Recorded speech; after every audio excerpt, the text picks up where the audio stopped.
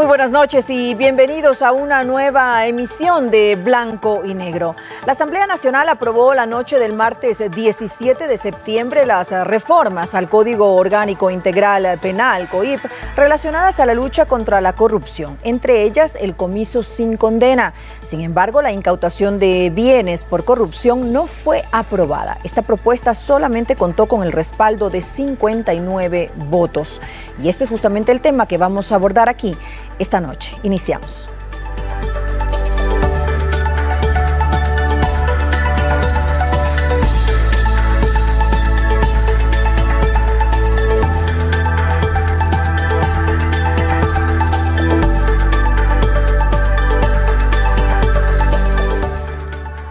La última reforma al Código Orgánico Integral Penal incorpora un mecanismo que garantiza el anonimato a los denunciantes de casos de corrupción. Si bien 40 votos negaron la aplicación de la incautación, el gobierno trabaja en una propuesta de ley de extinción de dominio que apunta a la recuperación de bienes y recursos obtenidos de manera ilegal.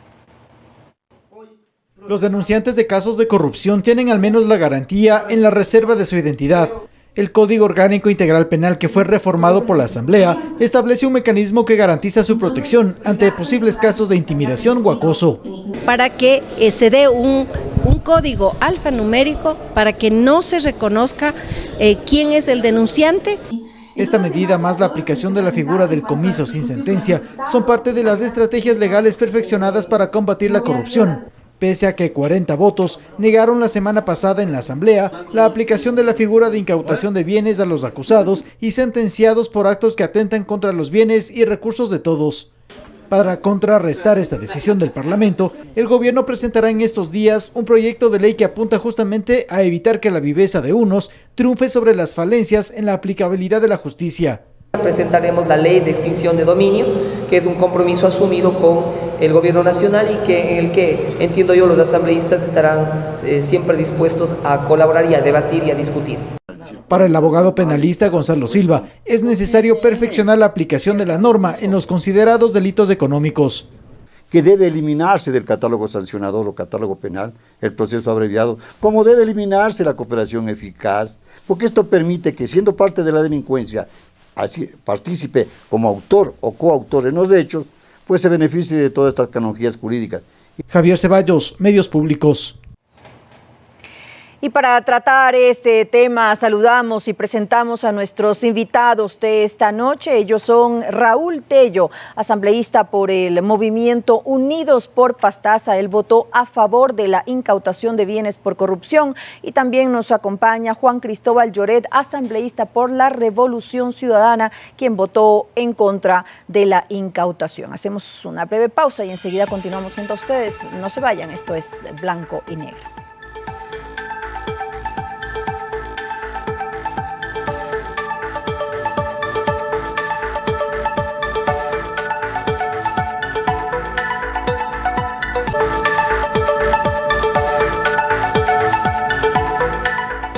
Gracias por seguir junto a nosotros. Esto es Blanco y Negro. Asambleísta Lloret, usted y otros 39 legisladores votaron en contra de la incautación de bienes producto de la corrupción. Además, otros 30 asambleístas se abstuvieron de votar. En total fueron 70 los legisladores que no dieron paso a la aprobación de esta figura. ¿Por qué no considera usted que este es una herramienta eficaz justamente en la lucha contra la corrupción y tal vez una de las pocas formas en las que el país tiene de recuperar los bienes producto de la corrupción? Muy buenas noches. Muy buenas noches, un cordial saludo para usted, también para Raúl, colega legislador, y sobre todo para la directa audiencia que está pendiente de este programa. En buena hora, porque nos permite orientar y sobre todo dar algunos criterios con este tema que ha sido polémico y ha sido utilizado por algunos sectores como para podernos identificar supuestamente quienes no estaríamos a favor de la lucha contra la corrupción, lo cual no es verdad.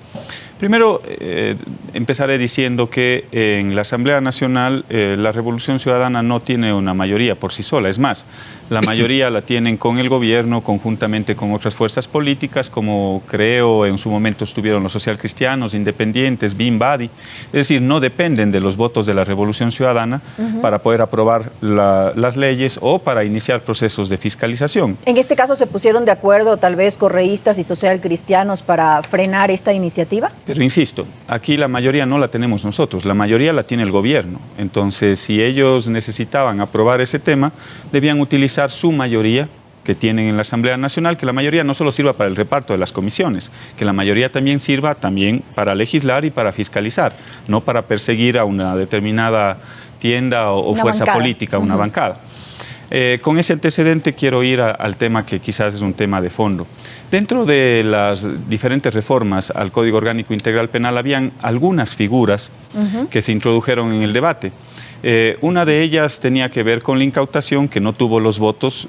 Habría que preguntarles a la mayoría oficialista por qué no tuvieron los votos para poderlo aprobar, si es que eso pensaban que era la solución. Pero también había otra figura que estaba de por medio y que nosotros decidimos apoyar esa figura. Que la del comiso sin sentencia. La del comiso sin sentencia, que es una figura inclusive mucho más fuerte que lo de incautación. ¿Por qué? Porque la incautación está presente en el Ecuador y esto está presente en el Código Orgánico Integral Penal, en el artículo 549. Desde la década de los 80, 1983, para los temas policíacos se utilizaba la figura de incautación. Y luego en el COIP, en el 2014, también se introduce esta figura. Y hay que mirar también en lo que establece específicamente el artículo 549, porque es específico.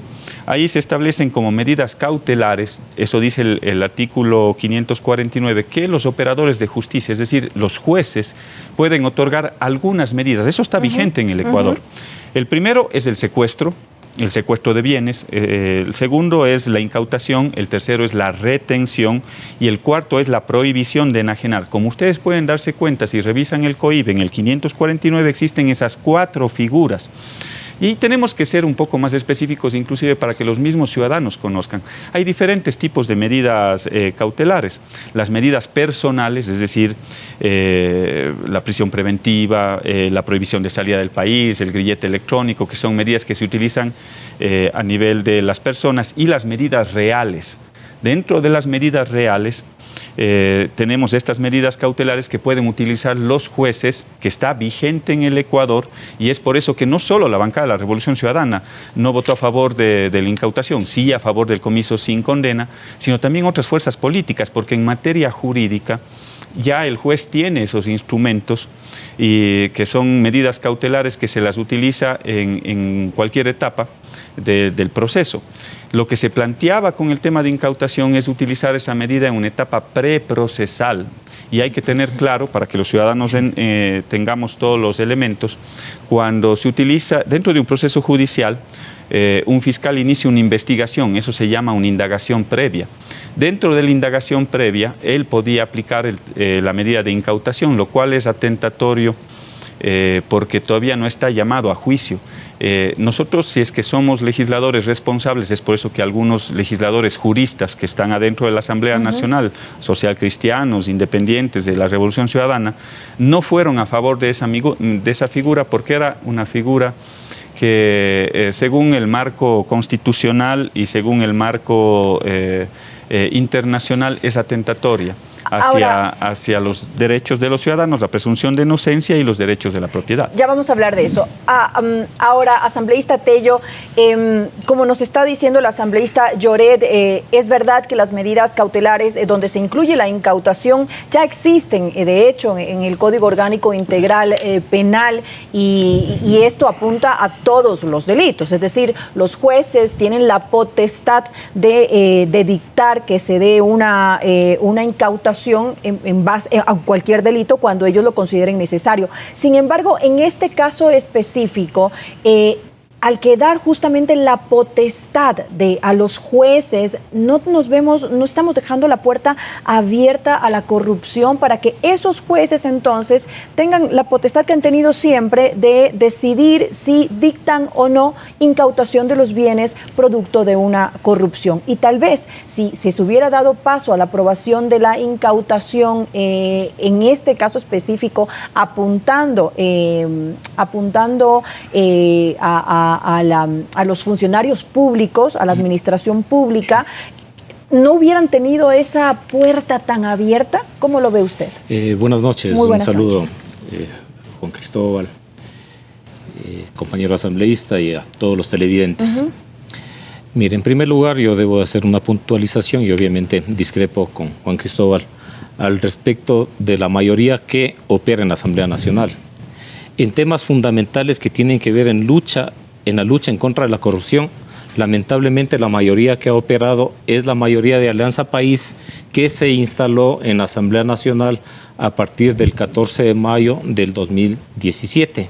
Sí, es esa mayoría la que ha operado. Yo siempre he dicho de que cuando se trata de estos casos, no es de admirarse de que asambleístas que se dicen morenistas o los correístas se cojan de la mano y que actúen juntos. Entonces, obviamente, allí no existe una actuación de una mayoría que se denominó últimamente la mayoría de la gobernabilidad. Y es porque, lamentablemente, en ese tipo de cosas se conjugan los intereses de esos dos sectores que han estado juntos durante muchísimo tiempo. Y en esto no nos sorprende de que hayan actuado así. Yo creo de que, sin embargo, yo creo que la lucha en contra de la corrupción no es tanto por falta de normas, sino por falta de voluntad, primero. Segundo, por falta de transparencia. Luego, porque ¿quiénes están de operadores de justicia en este país? Pues porque no se aplican estas normas. Claro, tampoco. No les conviene aplicar estas normas. Entonces, primero hay que partir de eso. No nos vengan aquí a decir de que es por falta de normas. Existen las normas. Y aquí Juan Cristóbal ha señalado de que existen normas. Pero también no podemos decir de que existen demasiadas normas y por lo tanto no aprobemos otras. No podemos decir de que en la lucha en contra de la corrupción existen demasiadas normas. No, nunca va a ser demasiado. Jamás va a ser demasiado. Entonces, que pongamos esta norma que tiene que ver con la incautación y que sí, objetivamente se la puede tomar en la etapa de investigación previa que se denomina, pero obviamente si quien está involucrado en ese hecho es determinado inocente, simple y llanamente recupera sus bienes. Se le devuelven. Claro, se le devuelve sus bienes. Entonces no significa de que se le está afectando en su presunción de inocencia. Por el contrario, yo creo que es necesario, frente a todo lo que ha ocurrido en el país, frente a tantos hechos de corrupción. Mire, yo regreso a la Asamblea Nacional, al Legislativo, regreso a los 20 años. Pero muy poco ha cambiado. Sí, hay cuestiones que han cambiado de manera trascendente. Por ejemplo, el hecho de que la imprescriptibilidad de los delitos a la administración pública. Sí, eso me parece un tema importante. Pero en cambio, venimos discutiendo esto año tras año, periodo tras periodo, pero seguimos viviendo la misma o la peor corrupción. ¿Sí? Seguimos sintiendo los ciudadanos de que el Estado como tal no actúa en contra de los corruptos. Seguimos hablando de los delincuentes de cuello blanco que lamentablemente tienen todas las prebendas, pero fundamentalmente, ¿por qué? Por la falta de voluntad y por la falta de transparencia de la justicia. Y hay que decir, y yo lo digo con absoluta claridad, ¿sí? El tema de las normas son importantes, pero lo más importante es que la institución, y lo digo con letras mayúsculas, más corrupta de este país, que es la justicia, cambie. Si no se cambia desde ahí, lamentablemente seguiremos con este discurso. Pero entonces de nada sirve, como lo decía el asambleísta Lloret, que esto ya exista, que justamente la incautación exista cuando, como lo dije yo hace un momento, va a ser potestad del juez. Va a ser potestad del juez y ahí podemos encontrar corrupción. Entonces estamos pasando la pelotita justamente a los jueces para que ellos determinen cuándo procede una incautación o no. A ver, algunas reflexiones y gracias por esa introducción. Primero, con respecto a los sectores que se alinean para determinados temas. Bueno, aquí no se trata de un tema de alineamiento entre Alianza País y la Revolución Ciudadana, no. Porque si ustedes revisan en la votación, existen diversos sectores que votan a favor del comiso sin condena, el comiso anticipado de bienes, y en contra de la incautación. ¿Por qué? Porque, como les explico, ya había esa figura en el Código Orgánico Integral Penal y yo creo que lo otro es mucho más fuerte. Ya voy a explicar las acciones que se llevan adelante con el comiso sin condena. Es más, hay asambleístas socialcristianos, independientes, Revolución Ciudadana, Alianza País, juristas. Yo puedo tener mis diferencias políticas en la Asamblea Nacional. Pero el comiso sin condena no está dejando por fuera la administración pública así como está establecido. No, ya les voy a explicar un poco el tema del comiso sin condena. Ya lo revisamos luego con usted. Pero a mí me parece que ahí hay determinados e importantes juristas. Yo los respeto. Desde el punto de vista ideológico yo no comparto sus tesis, pero en lo jurídico yo puedo compartir muchas de esas tesis, que son respetables y los existe en cada una de las bancadas. Nosotros tenemos muy buenos juristas también dentro de la Revolución Ciudadana y esta figura ya existía. Entonces no podemos ir a una figura que ya estaba vigente desde, insisto, desde la década de los 80. Ahora, vamos a las figuras. Dentro de lo que se planteó en el debate, habían dos figuras, la incautación y el comiso sin condena. Entonces, nosotros fuimos por el comiso sin condena porque sí es una medida que primero da las garantías procesales correspondientes, el legítimo derecho a la defensa y todas las garantías procesales. Y segundo, cómo actúa esta medida. Si es que nosotros tenemos dentro de un proceso penal, luego de la investigación, luego de la indagación previa, una etapa preprocesal, y vamos a la etapa procesal en el momento en el cual se plantea por parte del fiscal una audiencia de llamamiento a juicio, ahí puede pedir el fiscal ese comiso anticipado de bienes, para poder precautelar precisamente los intereses del Estado. Entonces, esa medida se la da en una etapa ya procesal, no en una etapa preprocesal, y en el momento en el cual, en un llamamiento a juicio, que es lo correcto, porque si no estaríamos vulnerando algunos otros derechos. Por ejemplo, a la propiedad.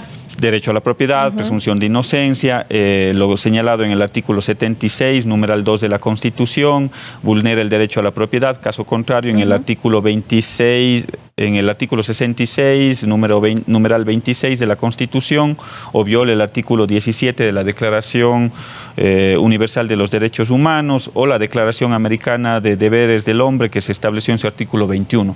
Cuando nosotros hacemos una norma, si somos asambleístas responsables, tenemos que mirar precisamente que esa norma se encasille dentro del marco jurídico constitucional y también conforme a la pirámide de Kelsen, tratados internacionales, constitución, leyes superiores. Es decir, nosotros tenemos que ser responsables de que haya armonía dentro de esa vía. ¿Y el comiso sin condena se enmarca en esto? Por supuesto, yo creo que el comiso sin condena es una medida que nos permite precautelar los intereses del Estado sin perjudicar, en este caso, a los imputados, sin vulnerar o violar el debido proceso, y por lo tanto es una herramienta más. Pero solo quiero terminar con una reflexión que me parece importante. Yo, si algo puedo coincidir con Raúl, es en lo que él planteaba. Nosotros podemos tener el mejor de los marcos jurídicos o los mejores marcos jurídicos desde la misma Constitución, el COIP y demás leyes conexas, pero todo va a depender de que tengamos un sistema de justicia que pueda utilizar esas herramientas adecuadamente y ato a su reflexión, que usted nos hacía en ese preciso momento. ¿Los jueces pueden pedir esas medidas? Claro. ¿Lo están haciendo? No. Ese es uno de los problemas que tenemos. Estas medidas aplican desde desde el año 83. Luego en el 2014 se lo planteó en el COIP, pero los fiscales no se atreven a poder solicitar este tipo de medidas y los jueces tampoco. Entonces ahí yo creo que sí falta mucho más de la justicia ecuatoriana, un avance y sobre todo que tengan los elementos de convicción necesarios los fiscales en una etapa preprocesal para poder solicitar este tipo de medidas. Ahora hablemos, asambleísta Tello, de la figura del comiso sin sentencia, que es lo que estaba mencionando yo hace un momento, que pareciera que tal como está en este momento expuesta, deja por fuera a la administración pública. Entonces, ¿qué tan efectivo puede ser si hablamos de que es una herramienta para la lucha contra la corrupción? Bueno, mucho se ha hablado en la propia discusión de las reformas al COIP al respecto del populismo penal.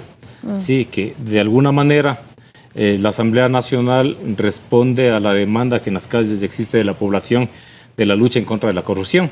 Y de pronto ahí podemos estar equivocando también el camino, ¿no? La Asamblea Nacional aparentemente quiere entregar leyes que signifiquen lucha en contra de la corrupción.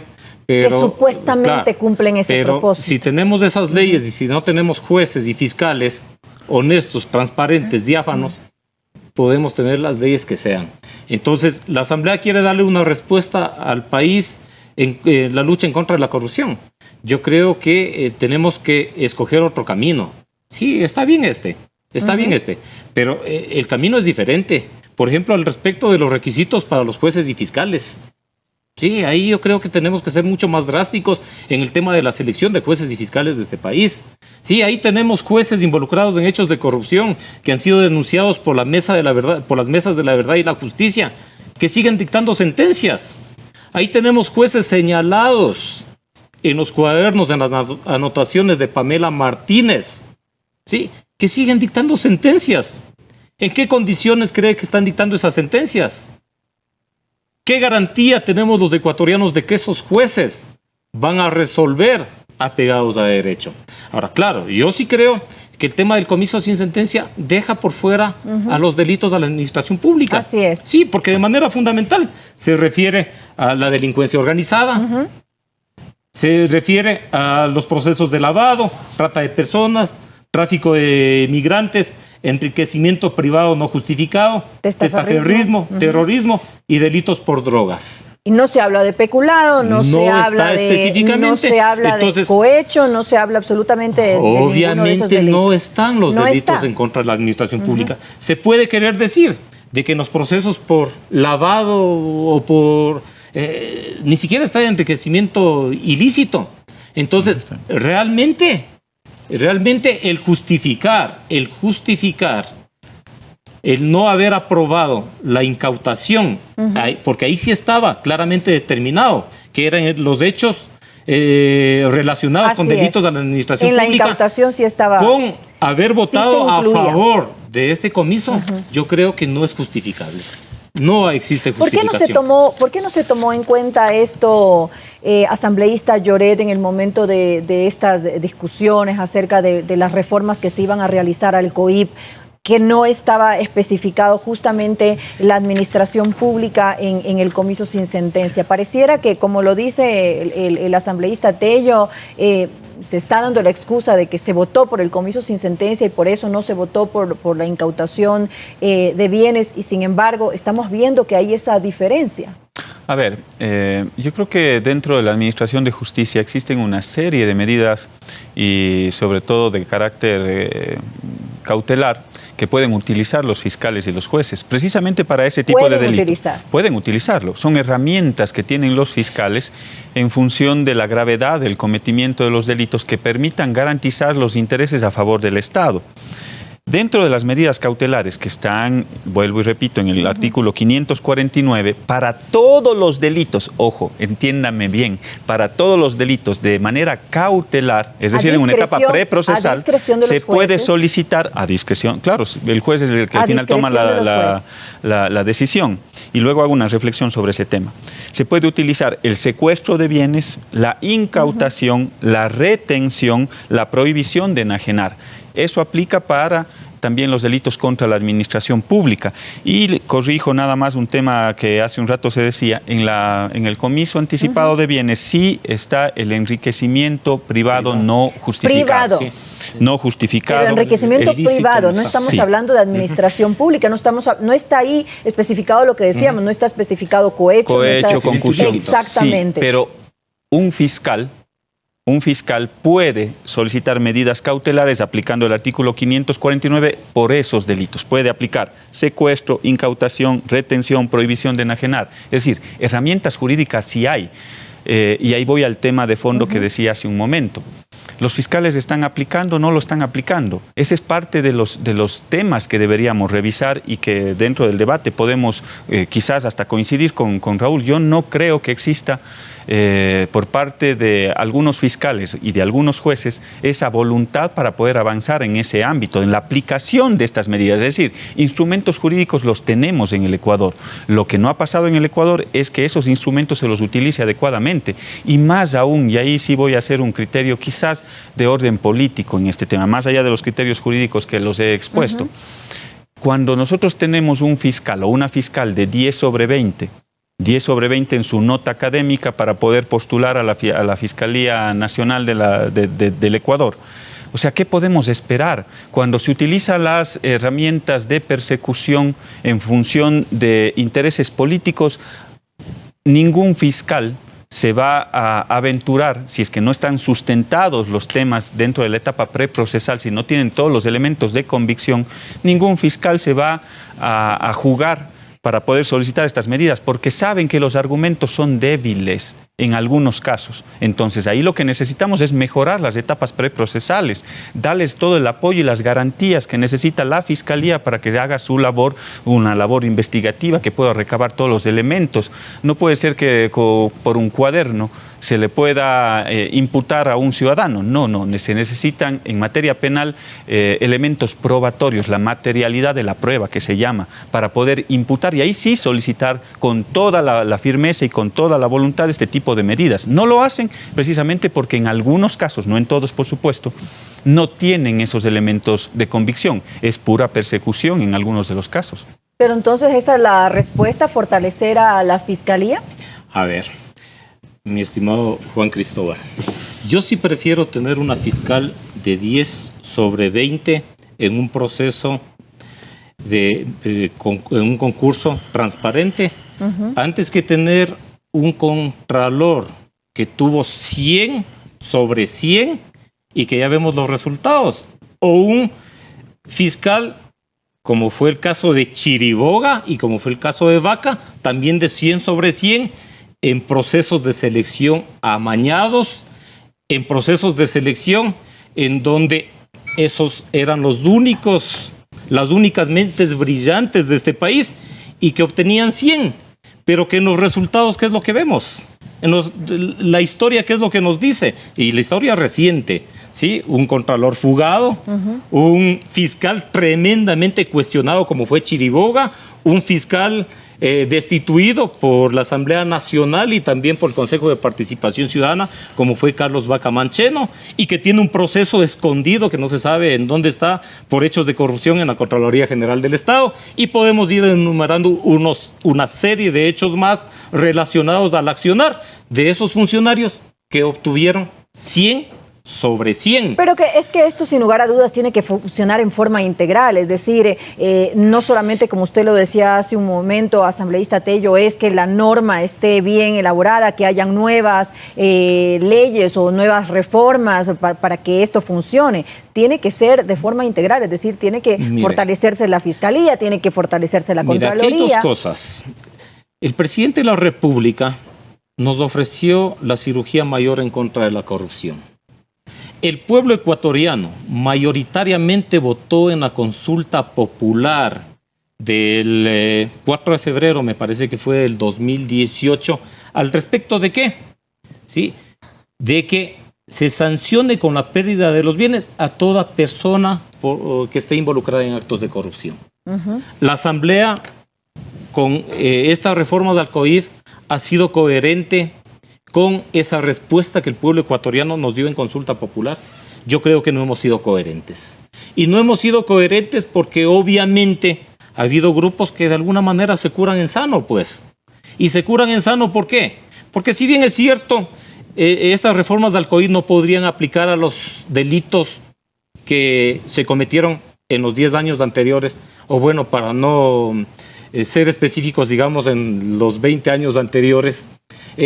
Si bien es cierto, ya no se pueden aplicar allí, Pero por favor, sí, es el momento de que tomemos medidas, de que tomemos acciones. Y yo en el ámbito de la lucha en contra de la corrupción y en el ámbito de tener normas y de tener legislación al respecto, yo creo que nunca va a ser demasiado. No, yo creo que la abundancia en este caso no daña, no daña. O sea, no importa que tengamos una abundante legislación que inclusive permita a los fiscales y a los jueces poder tener mayores elementos para poder castigar de manera efectiva los hechos de corrupción y tal en este país.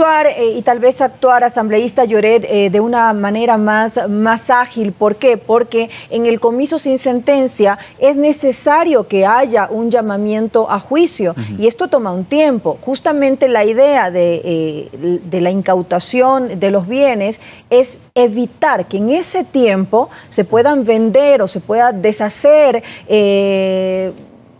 los que van a entrar a este proceso, se puedan deshacer de esos bienes y entonces nos quedamos de nuevo sin recuperar absolutamente nada.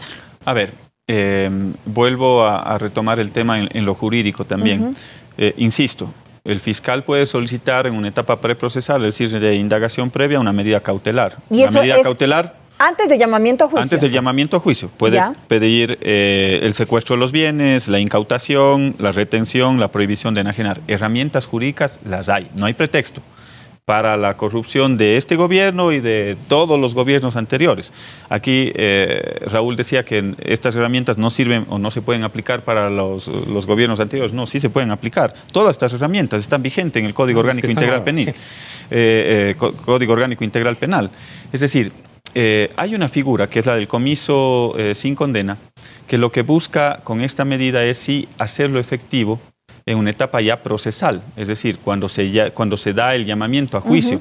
Pero también existe la posibilidad inclusive de tener un comiso hacia terceros, es decir, así es. Si es que yo dentro de la indagación previa, una etapa de investigación, si es que el delincuente o la persona que está imputada logra transferir esos bienes a un tercero y ya en la etapa de juicio se identifica ese traspaso de bienes, se puede utilizar la figura del comiso hacia terceros. Pero ya es tenemos decir, para poder precautelar los intereses del Estado y poder atacar precisamente la corrupción cuando se da ese traspaso de bienes. Pero ya tenemos también la figura del testaferrismo en el COIP. Es decir, herramientas, insisto, yo quiero insistir quizás en una reflexión y que creo que es compartida con Raúl. O sea, necesitamos una justicia proba, necesitamos una justicia independiente, necesitamos una justicia que actúe de manera fuerte, implacable con los delitos relacionados con la corrupción y que permita, con todas estas medidas que tenemos dentro del Código Orgánico Integral Penal, precautelar los intereses del Estado, que sí lo podemos hacer con la legislación que tenemos vigente en el Ecuador, pero lamentablemente no existe esa voluntad. Y ahí voy a expresar algunos criterios políticos quizás. Cuando se habló de la cirugía mayor contra la corrupción, el presidente Moreno dijo, caiga quien caiga. Bueno, pues aquí tenemos un hecho que se dio con relación a los INA Papers. Hay una denuncia formal, no es un parte policial, es una denuncia formal de un legislador, nada más y nada menos, en el cual se establece inclusive la ruta del dinero, en el cual se utiliza de dinero aparentemente de un contrato de una determinada compañía para que al final pueda aparecer en la familia del mismo presidente de la República, Lenín Moreno. Yo les pregunto, si es que hay una independencia de la justicia, si es que tenemos una fiscal ágil, independiente, ¿no creen que ya hubiese avanzado en este caso? Pero no ha pasado absolutamente nada, estamos hablando de 6 meses, entonces no hay tal lucha contra la corrupción. Lo que existe en el Ecuador es un proceso de persecución hacia una determinada tendencia política, porque saben que estamos próximos a un periodo electoral y saben que la primera opción electoral en este preciso momento, no lo digo yo, lo dicen todas las encuestadoras a nivel nacional, la primera opción electoral la tiene Rafael Correa Delgado. Sin embargo, entonces lo que buscan es imputarle con la finalidad de bloquearle políticamente para que no pueda regresar al Ecuador. Sin embargo, asambleísta Lloret, ¿usted no considera que el haber votado en contra de esta figura puede de alguna forma pasarles una factura política a ustedes? ¿Por qué? Porque me refiero a los ciudadanos están en este momento esperando acciones contundentes y sin miramientos al combate, a la lucha contra la corrupción. Y tal vez el momento en que ustedes, por las razones jurídicas que nos ha expuesto, dicen, no vamos a votar por esto. Sin embargo, como bien lo dice el asambleísta Tello, todas las herramientas son necesarias para combatir la corrupción. Esto puede ser de alguna forma percibida por los ciudadanos como, bueno, algo están protegiendo. Es decir, puede ser una percepción. ¿Ustedes no se han puesto a pensar que tal vez eso puede ocurrir? Si es que el direccionamiento mediático va en ese camino, por supuesto. No se olvide que dentro de una estrategia que nosotros le hemos denominado el lawfare, precisamente uno de los factores que utiliza el lawfare o la persecución en la política es el factor comunicacional. Si es que los medios nacionales se puede tergiversar su intención. Y determinados medios de comunicación van en esa línea, por supuesto que nos puede afectar políticamente, pero yo le estoy dando todos los elementos jurídicos que existen en la legislación con la finalidad de poder avanzar precisamente en esa lucha contra la corrupción. Y es tanto así que nosotros fuimos más allá. No es que no solo se votó en contra de la incautación, porque ya existía en el Código Penal, sino que fuimos más allá, fuimos a un hecho sin precedentes, como es el comiso sin condena, que es un tema mucho más fuerte desde el punto de vista penal. Entonces eso hay que decirles a los ciudadanos. Y está además a nivel internacional. Y son con recomendaciones de la GAF y demás recomendaciones de carácter internacional. Entonces fuimos más allá. La incautación ya había y fuimos un poco más allá con el comiso anticipado sin condena, que es una figura mucho más fuerte, mucho más efectiva. Es decir, nuestra lucha contra la corrupción, por supuesto, y ahí estamos, pero tampoco nos prestamos para que se utilicen estos instrumentos, y ahí yo sí quiero evidenciar que en el Ecuador no existe esa tal independencia de funciones. Le acabo de dar un solo ejemplo. 6 meses han pasado, INA Papers duerme el sueño de los justos y la fiscal no hace absolutamente nada, ni siquiera, creo que recién hace 15 días lo llamaron a comparecer al denunciante, 6 meses después. Entonces, ¿es la agilidad que necesitamos para combatir la corrupción? Yo creo que no, necesitamos instrumentos jurídicos que los existe, pero necesitamos el compromiso y la independencia de los operadores de justicia. Ahora, asambleísta Tello, no solamente se trata de recuperar los bienes producto de la corrupción, sino también de ver qué se hace con esos bienes, qué utilización se les da cuando pasan al Estado o cuando son administrados, digamos, temporalmente por el Estado en los casos de incautación. Eso ya lo existe ahora. ¿Qué ha pasado? ¿Qué controles hay? Porque obviamente hay que ver qué fin se le da a esos bienes, si de verdad están regresando y están solucionando los daños causados, o se está haciendo uso en beneficio particular de unos cuantos. A ver, aquí van a hacer algunas puntualizaciones. Yo vuelvo a insistir que el comiso sin sentencia no aplica en los delitos que tienen relación con la administración pública. Definitivamente están fuera. Entonces, un poco insistir en eso es no decirle la verdad a la ciudadanía. Es un discurso político, entonces. Definitivamente. Estamos a favor de la corrupción, pero se sabe que no afecta a la administración pública. El tema de INA Papers, ¿en qué época fue cometida? Cuando gobernaba Rafael Correa. Sí, en esa época. Y obviamente el actual presidente de la República era parte de ese gobierno. Entonces no debemos de perder de vista una cosa, que es que el cordón umbilical que les cobija a cualquier tendencia que venga de Alianza País es el mismo. Sus intenciones, sus objetivos son los mismos. Y en esto yo sí creo que existe una especie de complicidad mutua. Y por ello es que cuando se trata de este tipo de cosas en la Asamblea Nacional no tienen ningún problema en unirse. No tienen absolutamente ningún inconveniente. Pero por otra parte, no es que solamente INA Papers no camina, pues. No camina Refinería del Pacífico, no camina repotenciación de la refinería de Esmeraldas, no camina el proyecto Monteverde, no camina el poliducto Pascuales Cuenca, no camina ninguno de esos procesos. ¿Por qué? Porque tenemos una justicia con fiscales y con jueces que son fruto ¿de qué? fruto de la metida de la mano de la justicia en el Ecuador, pues. Son fruto de eso. Los jueces no han sido cambiados, los fiscales no han sido cambiados. Recién en estos momentos se está haciendo una evaluación a los jueces de la Corte Nacional de Justicia. ¿Y los jueces provinciales? ¿Acaso que el juez de Pastaza involucrado en sobornar a otro juez en estos días es recién nombrado? Es un juez que viene precisamente del 2013, del 2014. Es decir, no se ha hecho una adecuada depuración. Definitivo, no se ha hecho ninguna depuración de jueces y fiscales en este país, que es urgente, que es necesario, que es fundamental. Entonces, claro, si tenemos a esos jueces y fiscales, definitivamente no es que no va a caminar únicamente en papers, no van a caminar ninguno de estos procesos que he señalado y otros más, porque son decenas de procesos y de hechos de corrupción que se han dado en el país. Entonces, las cosas van por allí. Y yo creo que el accionar de la Asamblea Nacional debería de estar orientado hacia allí. ¿Hacia qué? Hacia exigir que existan procesos ágiles de evaluación de los jueces de este país, procesos inmediatos de evaluación. Mire. Pero en eso estamos en este momento. Pero avanza. Mire, llevamos desde el Consejo de la Judicatura Transitoria.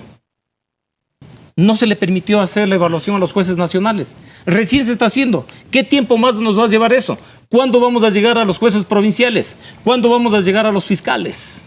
Tengo que hacer una pausa, pero sí quisiera que me comentaran acerca de lo último que les había preguntado acerca de qué pasa con el control de los bienes que ya han sido recuperados o que están siendo administrados por el Estado.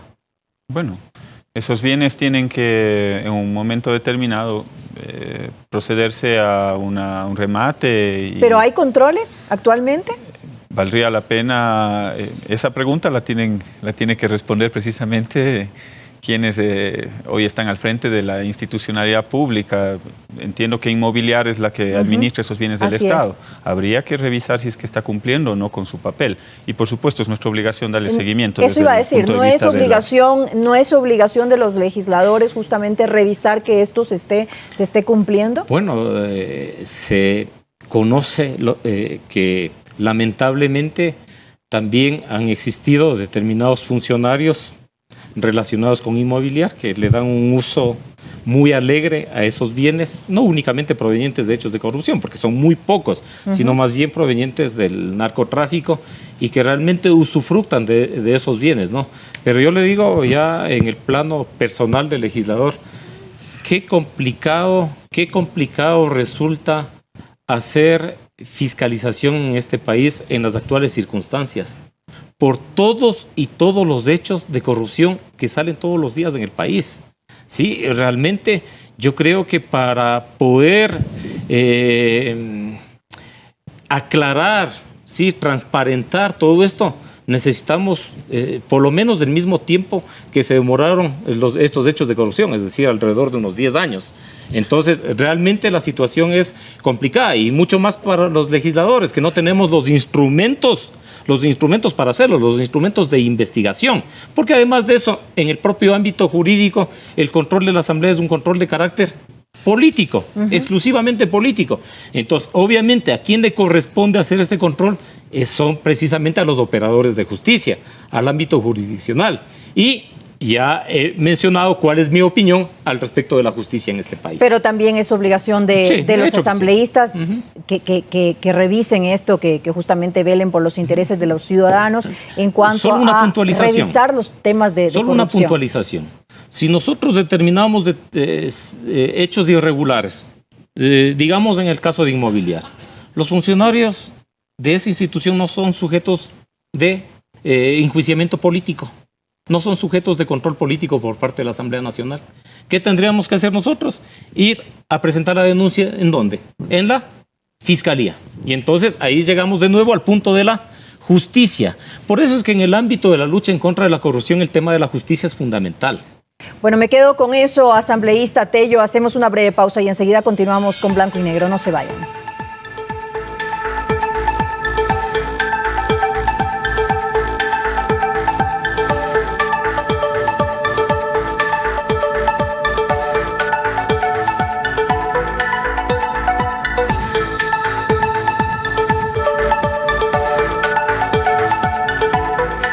Gracias por seguir junto a nosotros y vamos con las conclusiones. Asambleísta Lloret, ¿cuál es el compromiso entonces del legislativo? ¿Cuál es el compromiso de su bancada para hacer frente a la lucha contra la corrupción? Bueno, gracias. Primero hacer algunas puntualizaciones del bloque anterior. Hay que decirle la verdad a los ecuatorianos, eso nos manifestaba Raúl. Y precisamente estas figuras que hoy se han aprobado por la Asamblea Nacional, como el comiso sin condena, permiten precisamente combatir esos delitos relacionados contra la administración pública. No se olviden, ahí tenemos delincuencia organizada por la cual se le está procesando nada más y nada menos que al expresidente, enriquecimiento privado no justificado, testaferrismo, entre otras cosas. Pero no se olviden que en el artículo 549 se establecen medidas cautelares como el secuestro, la incautación, la retención, la prohibición de enajenar, es decir, instrumentos jurídicos hay. Creo que eso ha quedado en esta mesa muy claro. Ahora, se nos ha dicho que a través de la reinstitucionalización del Estado, para eso era la consulta, ¿no es cierto? Para la reinstitucionalización del Estado, para eso fuimos a una consulta popular, tuvimos un momento de transitocracia que vivió el país, un lamentable momento de transitocracia, y precisamente ese es el fruto de la transitocracia.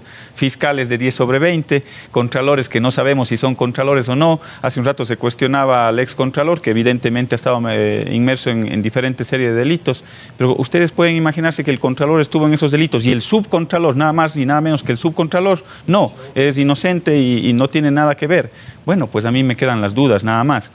Entonces, cuando se habló de la reinstitucionalización del país, yo creo que lo que hemos podido evidenciar durante estos 2 años, y sobre todo luego de un modelo de transitocracia que vivió el país, es que esa reinstitucionalización no ha pasado por la justicia, porque hoy la justicia está en manos de un sector político que lo utiliza como un instrumento de persecución. ¿Equivocado entonces todo lo que hizo el Consejo de Participación Ciudadana y Control Social Transitorio? Los resultados están a la vista, los resultados están a la vista.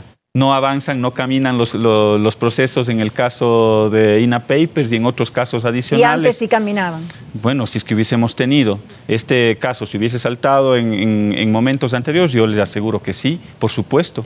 Entonces, yo sí creo que esa famosa reinstitucionalización y ese famoso momento de transitocracia que vivió el país nos queda debiendo a los ecuatorianos, sobre todo en esa lucha contra la corrupción que más bien se dirigió en una persecución política a un determinado grupo. ¿Y su compromiso con los ciudadanos? Bueno, el compromiso siempre va a ser luchar por un país en el cual no exista corrupción. Eso sería lo deseable, lo utópico.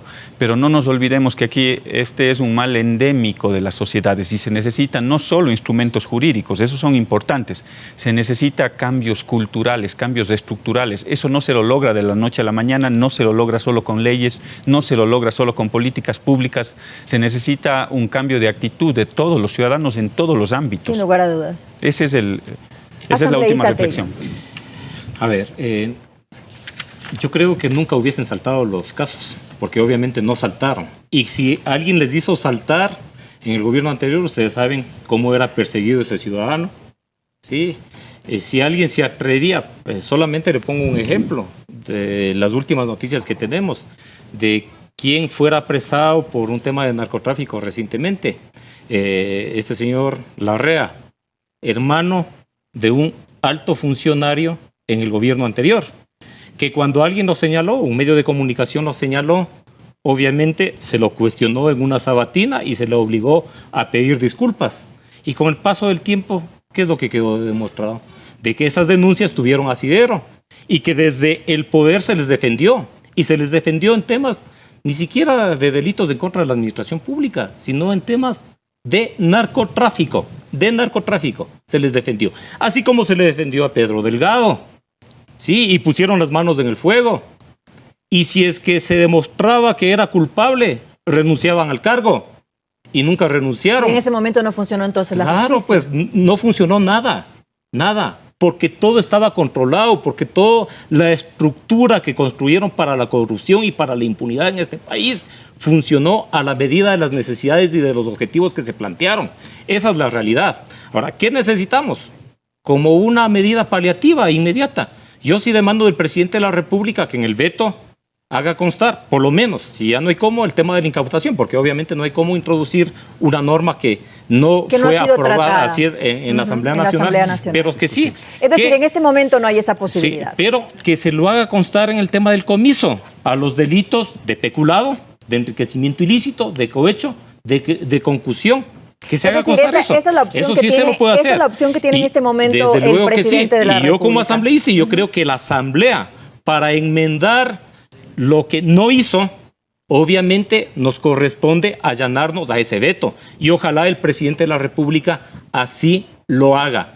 Así lo haga en coherencia, por lo menos en una pequeñita coherencia con las demandas del pueblo ecuatoriano. Bueno, y con eso me quedo. Quiero agradecer a nuestros invitados de esta noche por habernos acompañado y también a ustedes, amigos televidentes. La corrupción causa graves problemas a los países y no solamente me refiero a los daños económicos que afectan la capacidad de los gobiernos para hacer crecer la economía y beneficiar consecuentemente a todos los ciudadanos. El costo va más allá, debido al nivel de desconfianza institucional que provoca, que es justamente lo que estábamos conversando en estos momentos. Es una de las más grandes amenazas para la democracia. Si bien es cierto, ningún país es inmune a la corrupción, se hace necesario pasar de la indignación a la acción ante la demanda ciudadana de obtener mayores resultados en cuanto a investigación y sanción. Se requiere de verdadera voluntad política, pues las posibilidades del éxito son mayores cuando se estructuran reformas